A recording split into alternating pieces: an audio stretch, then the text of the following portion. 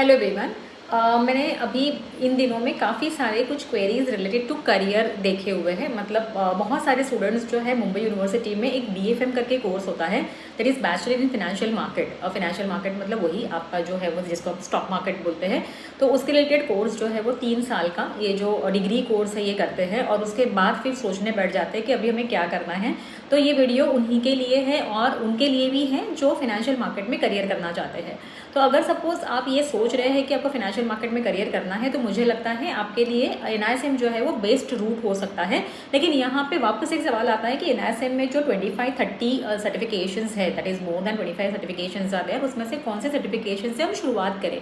तो मुझे लगता है सबसे पहला जो सर्टिफिकेट है जो आप ले सकते हैं that should be NISM series 12, that is securities market foundation जो एग्जामिनेशन है ये आप दे सकते हैं। ये सर्टिफिकेट जो है वो कंपलसरी कैटेगरी में नहीं आता है। मतलब NISM के जो 28 सर्टिफिकेशंस है इसमें से कई सर्टिफिकेशंस ऐसे हैं जो लीगल या रेगुलेटरी एस्पेक्ट के साथ जुड़े हुए हैं। मतलब सेबी चाहती है कि अगर आप फाइनेंशियल मार्केट के किसी एक एरिया में अगर काम कर रहे हो, जैसे इक्विटी डेरिवेटिव्स में काम कर रहे हो या करेंसी में काम कर रहे हो या म्यूचुअल फंड में काम कर रहे हो, तो यहाँ पे सेबी जो है आपको रेस्ट्रिक्ट करती है कि unless and until you have minimum knowledge base, तो तब तक हम आपको अलाउ नहीं करेंगे। और ये मिनिमम नॉलेज बेस किससे डिसाइड होता है, तो NISM सर्टिफिकेशन से डिसाइड होता है। मतलब अगर आपको म्यूचुअल फंड में करियर करना है तो म्यूचुअल फंड डिस्ट्रीब्यूटर करके जो एग्जाम है सीरीज 5 वो देनी होगी। और ये कंपलसरी कैटेगरी के एग्जाम्स है जिसको हम बोलते हैं मैंडेटरी एग्जाम्स, जो सेबी के रेगुलेटरी फ्रेमवर्क में आती है। लेकिन जो सीरीज 12 है सिक्योरिटीज मार्केट फाउंडेशन वाली जो एग्जाम है ये कंपलसरी एग्जाम तो है नहीं, लेकिन ये प्राइमरी मार्केट, सेकेंडरी मार्केट, उसके बाद जो मार्केट पार्टिसिपेंट्स जिनको हम बोलते हैं, जैसे जिनको हम इंटरमीडियरी कहते हैं, जिसके ऊपर सेबी डायरेक्ट रेगुलेट करती है जिनको, तो इन सब के बारे में आपको नॉलेज यहाँ पे होगा। म्यूचुअल फंड के बारे में आपको यहाँ पे नॉलेज होगा। फिर इक्विटी डेरिवेटिव्स जो है उसके बारे में आपको, मतलब डेरिवेटिव मार्केट के बारे में आपको यहाँ पे नॉलेज होने वाला है। तो मुझे लगता है कि ये एग्जाम आपके लिए सही है। आप अगर एग्जाम नहीं भी देना चाहो, मतलब आपको लग रहा है कि नहीं मुझे एग्जाम का प्रिपरेशन नहीं कराना बिकॉज ये कंपलसरी कैटेगरी में नहीं आ रही, तो why to waste that 1500 also. तो आप NISM के साइट पे जाके इसका जो वर्कबुक है उसको डाउनलोड करके इसको रीड कर दीजिए, अपने खुद के नोट्स बनाइए और अपना एक जो फाउंडेशन है NISM के लिए मतलब वो रेडी कर दीजिए। जो फाइनेंशियल मार्केट के लिए या सिक्योरिटीज मार्केट के लिए जो फाउंडेशन होता है उसको प्रिपेयर कर दीजिए। उसके बाद सेकेंड स्टेप में आएगा, मतलब उसके बाद की एग्जाम कौन सी देनी चाहिए। तो मेरे हिसाब से आइडियली आपने जो देनी चाहिए वो म्यूचुअल फंड डिस्ट्रीब्यूटर एग्जाम देनी चाहिए, क्योंकि आजकल हमने देखा हुआ है कि म्यूचुअल फंड डिस्ट्रीब्यूट करने वाले कई सारी एंटिटीज है, जैसे ब्रोकर्स जो रहते हैं, ब्रोकिंग फर्म्स होते हैं, वो लोग भी series 5A certified NISM certified जो है मतलब वो कैंडिडेट्स ढूंढ रहे हैं। बैंक्स भी है, मतलब बैंक में जितने एम्प्लॉयज़ काम कर रहे हैं मैक्सिमम सभी एम्प्लॉयज़ जो है आज की तारीख में NISM certified, particularly mutual fund के एरिया में जो है वो होने के बारे में मतलब बैंक इंसिस्ट करती है that their employees should complete their NISM series 5A। तो मुझे लगता है कि यहाँ पे आपके लिए ये सर्टिफिकेट भी अच्छा रहेगा। सेकेंड सर्टिफिकेट जो आप देना चाहोगे या देना चाहिए ideally, that certificate should be either series 8 that is equity derivatives, along with that you can give series 1 that is a currency derivative as well। तो equity derivative, currency derivative और एक आता है commodity derivative। लेकिन अगर आपको बहुत ज़्यादा नहीं डीप में जाना है तो equity derivative series 8 आती है, इसको भी आप कंसिडर कर सकते हैं।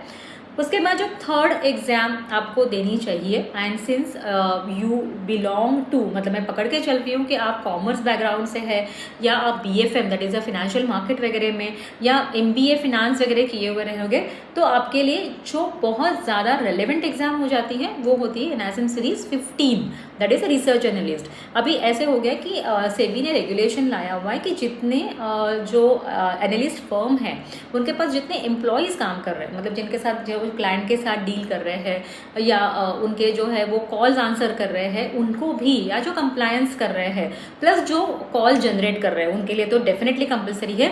तो उन सभी को जो है NISM सीरीज 15 देना कंपलसरी है। तो अगर आप ये एग्ज़ाम देके, क्योंकि ये थोड़ा सा डिफिकल्ट एग्जाम है, इसके लिए प्रिपरेशन भी ज़्यादा लगता है, आपको थोड़ा डिटेल स्टडी वगैरह भी करना पड़ेगा, क्योंकि यहाँ पे नंबर क्वेश्चंस आते हैं, प्रैक्टिकल क्वेश्चन जिसको हम कहते हैं, केस स्टडी बेस्ड क्वेश्चंस भी आते हैं। तो यहाँ पे प्रिपरेशन थोड़ा डिटेल में होने वाला है। एटलीस्ट 1 मंथ का पीरियड यहाँ पे मुझे लगता है कि आपको लग सकता है, अगर आपको रिपीटेटिव एग्जाम नहीं देनी है। मतलब एक बार दिया, 2 बार दिया, ऐसा अगर आपको नहीं करना है तो मुझे लगता है कि थोड़ा प्रिपरेशन करके एग्ज़ाम आप दीजिए। और ये भी एग्ज़ाम की जो फ़ी है वो 1500 रुपीज़ ही है, एज़ बाकी जितने भी मतलब NISM के एग्ज़ाम्स है वैसे ही इसकी भी एग्ज़ाम की फ़ी 1500 है। लेकिन इसका वेटेज आज की डेट में बहुत ज़्यादा है क्योंकि सेबी के रेगुलेशंस तो चेंज हो गए हैं फॉर रिसर्च एनालिस्ट, और उसके बाद सडनली इसका डिमांड जो है मार्केट में बढ़ गया है। उसके बाद जो सीरीज़ आपके लिए कंफर्टेबल या मतलब हो सकती है जिसकी वजह से आपका कॉन्सेप्ट भी बिल्डअप हो सकता है और आपका जो सिक्योरिटीज़ मार्केट में आने का जो रास्ता है वो भी खुल सकता है, वो है PMS distributor, that is a series 21A, that is a portfolio management services distributor वाली जो एग्ज़ाम है वो आप दे सकते हैं। वो भी एग्ज़ाम अगेन 20 मार्क्स का यहाँ पे केस स्टडी आता है, 100 मार्क की एग्ज़ाम होती है, 1500 ही फीस है। तो मुझे लगता है ये भी एग्ज़ाम आपके लिए एक अच्छी सर्टिफिकेशन एग्ज़ाम हो सकती है।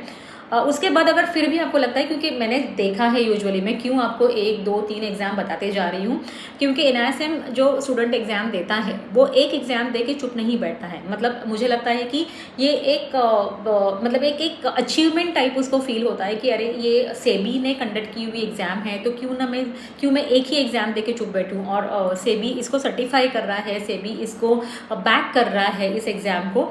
तो इसके लिए स्टूडेंट्स जो है हमने देखे हुए कि काफ़ी सारे सर्टिफिकेशंस जो है NISM के लेने के बारे में सोचते हैं। तो यही कन्फ्यूजन इनफैक्ट हम यहाँ पे क्लियर कर रहे हैं कि कौन से एग्जाम्स आपने देनी चाहिए। तो जो उसके बाद का सर्टिफिकेशन जो हो सकता है आपके लिए जो अच्छा है वो है investment adviser. But investment adviser की मतलब यहाँ पे एक जो क्यों मैं लास्ट में देने के लिए बोल रही हूँ, क्योंकि यहाँ पे जब आप बाकी सारे सर्टिफिकेशन के एग्जाम दोगे तो आपके सारे मतलब कॉन्सेप्ट जो है काफ़ी सारे क्लियर हुए होंगे। तो इन्वेस्टमेंट एडवाइज़र के लिए आपको एक्सेल शीट भी यूज़ करनी पड़ती है बहुत जगह पे, और प्लस ये एग्ज़ाम जो है वो एक एग्ज़ाम या एक सर्टिफिकेट दे के नहीं चलेगा। तो यहाँ पे सर्टिफिकेशन के 2 पार्ट है, लेवल 1 और लेवल 2। और अगर आपको इन्वेस्टमेंट एडवाइज़र सर्टिफाइड बनना है, NISM सर्टिफाइड, तो आपको ये दोनों जो है ये लेवल क्लियर करना ज़रूरी है। तो इसके लिए, और ये जो है 150 मार्क की एग्ज़ाम होती है, तो बाकी सारे एग्ज़ाम जो है वो 100 मार्क के होते हैं। हाँ डेफिनेटली यहाँ पे नेगेटिव मार्किंग है, जैसे सारे एग्ज़ाम में नेगेटिव मार्किंग है जितने भी मैंने अभी तक आपको सजेस्ट किए हैं, एक्सेप्ट म्यूचुअल फंड डिस्ट्रीब्यूटर जो 5A है वहाँ पे नेगेटिव मार्किंग भी नहीं है, और पासिंग भी इसका 50 मार्क्स का है म्यूचुअल फंड डिस्ट्रीब्यूटर का। That is not the case with rest of the exam. जितनी मैंने एग्जाम्स बताई उसके बाद की, जैसे रिसर्च एनालिस्ट की एग्जाम हो या इक्विटी डेरिवेटिव की एग्जाम हो, करेंसी डेरिवेटिव है, कमोडिटी डेरिवेटिव है, या तो फिर आपका जो PMS डिस्ट्रीब्यूटर है, ये सारी एग्जाम जो है वो 100 मार्क की है, लेकिन पासिंग जो यहाँ पे 60% है और नेगेटिव मार्किंग है। लेकिन इन्वेस्टमेंट एडवाइज़र में यहाँ पे क्या है कि यहाँ पे पासिंग जो है ये 90 मार्क्स है। हाँ है 60% ही, बट 90 पासिंग इसके लिए क्योंकि यहाँ पे टोटल एग्जाम के जो क्वेश्चंस हैं वो 150 आते हैं और 60 मार्क्स के यहाँ पे केस स्टडीज़ आते हैं। मतलब 90 मार्क्स के थ्योरी क्वेश्चन होंगे और 60 मार्क्स के केस स्टडी क्वेश्चन होंगे। तो वो लेवल का प्रेपरेशन आपको करना है। एंड सेकंड, जैसे मैंने कहा कि आपको दोनों सर्टिफिकेट देने होंगे तभी जाके आप सर्टिफाइड इन्वेस्टमेंट एडवाइज़र, सर्टिफाइड मैं कह रही हूँ, NISM सर्टिफाइड इन्वेस्टमेंट एडवाइज़र कहलाओगे। तो उतना प्रेपरेशन के लिए आपके एटलीस्ट थोड़ा तो NISM सर्टिफिकेशन का बेस होना जो है वो ज़रूरी है। मैं अगेन इसको क्यों रिपीट कर रही हूँ, क्योंकि recently I came across one girl who has been advise by someone to give this exam and she was giving this was something around 3rd to 4th of her attempt. तो imagine आप कीजिए कि अगर आप चौथा attempt भी आप दे रहे हो तो already you have invested in 1 certificate, जो पास भी हो तभी तक हुई नहीं थी जब तक उसने मुझे कॉन्टैक्ट किया था। तो तब तक उसके ऑलमोस्ट 12,000 जो है वो मतलब इन्वेस्ट हो चुके थे। मतलब इन्वेस्ट मतलब उसने एग्जाम के पीछे खर्च कर किए थे, लेकिन उसका कोई रिजल्ट नहीं था। तो इसलिए डायरेक्टली इन्वेस्टमेंट एडवाइज़र जो एग्ज़ाम है उसके तरफ मत कूदिए। आप पहले अपना जो है वो बेस करते जाइए, जैसे मैंने कहा। अच्छा, और एक चीज़ है, जैसे आप अगर सेबी का अगर मैंडेटरी एग्ज़ाम नहीं है आपका सीरीज़ 12, लेकिन वो भी मुझे लग रहा है कि आप दे दीजिए, क्योंकि वो एग्ज़ाम भी जैसे मैंने कहा 1500 का ही एग्ज़ाम है। तो इसके लिए आपको यहाँ पे अगेन और नेगेटिव मार्किंग यहाँ पे है नहीं, लेकिन पासिंग यहाँ पे 60 है। तो आपको एक प्रैक्टिस मिल जाती है, नथिंग मतलब उससे ज़्यादा आपका मतलब नुकसान तो कुछ नहीं है, क्योंकि आप 1500 रुपये अगर आपको ज़्यादा लगता है तो मुझे लगता है कि आपका 10th है या 12th है या ग्रेजुएशन तक आपने कितना तो फीस पे किया है। मतलब कॉलेज में तो करना ही है, क्योंकि definitely that is going to give you a platform to give your exams, board exams, university exams. लेकिन ट्यूशन्स के लिए मैंने देखा है कि स्टूडेंट्स बहुत ज़्यादा पैसा खर्च करते हैं, but when it comes to, और वो सारे एकेडमिक रिलेटेड एग्जाम्स हैं, मैं उसको मतलब मैं डाउनग्रेड नहीं कर रही हूँ, लेकिन yes when it comes to professional exams we have seen the students are not ready to spend. तो मुझे लगता है अगर आपको यहाँ पे अगर आपको प्रोफेशनल आपका करियर बनाना है और आपको प्रोफेशनली आपको अपने आप को इस्टेब्लिश करना है, तो ये एग्ज़ाम्स आपके लिए बहुत बहुत बहुत ज़्यादा ज़रूरी हो जाएगी अगर आपको फिनेंशियल मार्केट में आना है। Along with this what you can do is, अगर रिसर्च एनालिस्ट या इन्वेस्टमेंट एडवाइज़र टाइप की कोई एग्जाम्स अगर आप देना चाहते हो, पर्टिकुलरली रिसर्च एनालिस्ट के बारे में बोल रही हूँ, तो उसके साथ साथ जो है एडवांस एक्सेल आता है, वो भी आप साथ में पास की, मतलब इसका कोई एग्ज़ाम नहीं होता है, तो उसके कोई कोर्सेज होते हैं, तो वो आप दे दीजिए, मतलब कर लीजिए। एडवांस एक्सेल जो है वो फाइनेंस के फील्ड में बहुत अच्छे से काम करता है, मतलब एक्सेल में एडवांस लेवल का जो एक्सेल कैलकुलेशन बेस होता है, फॉर्मूलाज वगैरह वहाँ पे होते हैं। और अगर वहाँ पे भी आपका इंटरेस्ट बन जाता है कि येस मेरा एडवांस एक्सेल अच्छा चल रहा है, मुझे इंटरेस्ट आ रहा है ये सब चीज़ में, then you can go one step ahead and you can complete your financial modeling का कोर्स। तो अगर ये आप कहीं से कर लेते हैं तो आपको और एक एडेड एडवांटेज मिल जाएगा, और डेफिनेटली आगे जाके अगर आप CFA वगैरह करने का सोच रहे हैं तो वहाँ पे आपको एक फ़ायदा हो सकता है। जो BFM के स्टूडेंट्स हैं जिन्होंने मतलब बैचलर इन फाइनेंशियल मार्केट्स किया हुआ है, उनके लिए मेरा एक सजेशन होगा, जिसके ऊपर शायद हो सकता है मैं और एक वीडियो भी बना सकती हूँ, लेकिन वहाँ पे मुझे, अगर आप यहाँ तक पहुँच ही गए हो और अगर आप BFM के स्टूडेंट हो, तो आपके लिए एक एडवाइस होगा कि आप ये NISM के सर्टिफिकेशंस देके और एडवांस एक्सेल का कोर्स करके जो है आप इंडस्ट्री में एंट्री ले लीजिए। 1 साल ये जो है आपको कोई अगर इंटर्नशिप मिल जाती है या कोई जॉब मिल जाता है छोटा मोटा, वो कर लीजिए, और उसके बाद जो है next year you can enter into MBA। अगर आपने अभी तक, आज का वीडियो मेरा आने तक, अगर MBA के लिए कोई तैयारी नहीं की है या कोई एंट्रेंस नहीं दिया है, तो NISM is going to help you in getting some exposure in the industry. I'm not guaranteeing you, but yes बहुत जगह पे एक बार अंदर जाने के बाद, जैसे ब्रोकर्स के पास जॉब लेने के बाद या बैंक में जॉब लेने के बाद NISM सर्टिफिकेट पूछा जाता है।